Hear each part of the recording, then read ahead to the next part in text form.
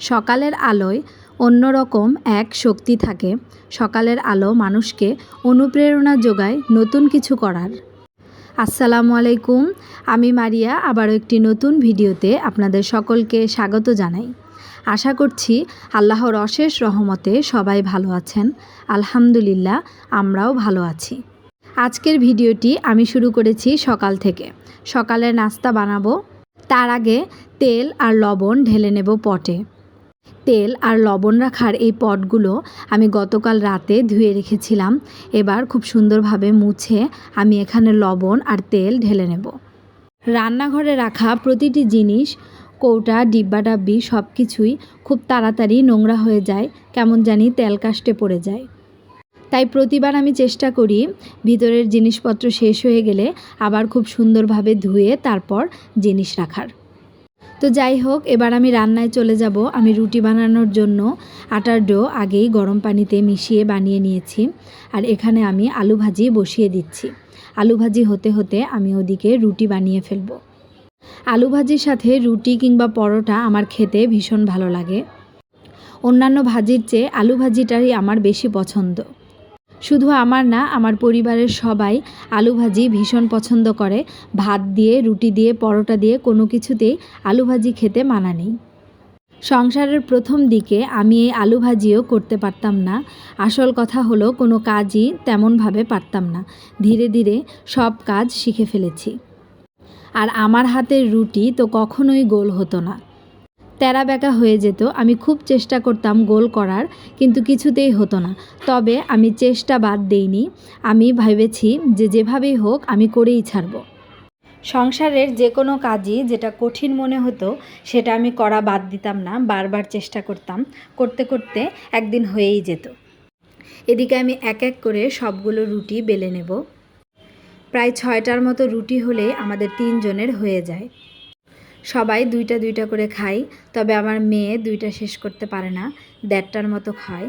বাকিটুক আমি খেয়ে ফেলি। জোর করে খাওয়ালে পুরাটুকি খেতে পারবে, তবে আমি জোর করি না। আমার ছেলের খাওয়া নিয়ে আমি ছোটোবেলায় অনেক জোর জবরদস্তি করে খাওয়াতাম, কিন্তু মেয়েকে একদমই জোর করি না।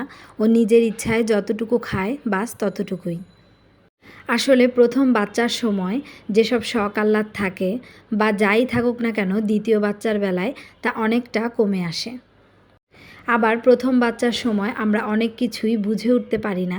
আমরা মায়েদের বুঝতে বুঝতেও অনেকটা সময় লেগে যায়, কিন্তু দ্বিতীয় বাচ্চার বেলায় এতটা কষ্ট হয় না। এদিকে আমি আমার রুটিগুলো ভেজে নিচ্ছি। সেদ্ধ আটার যে রুটি আমরা বানিয়ে থাকি সেসব রুটি 3 বারে ছেঁকে নিতে হয়। 3 বার ছেঁকে নিলেই রুটি খুব সুন্দরভাবে ফুলে আর হয়েও যায়। প্রথমবার যখন ছেঁকে নেবেন তখন কয়েক সেকেন্ড, আর দ্বিতীয়বার উল্টে দিয়ে একটু বেশি সময় ধরে ছেঁকে নিতে হবে, আর তৃতীয়বার আর একটু কম সময় ছেঁকে নিলেই বাস রুটি কিন্তু হয়ে যাবে। রুটি ছেঁকা শেষ করে এবার আমি একটু সুজির হালুয়া বানিয়ে নেব। রুটি কিংবা পরোটার সাথে সুজির হালুয়া খেতে কিন্তু বেশ ভালো লাগে। আর আমার ছেলে মেয়েও ভীষণ পছন্দ করে সুজির হালুয়া।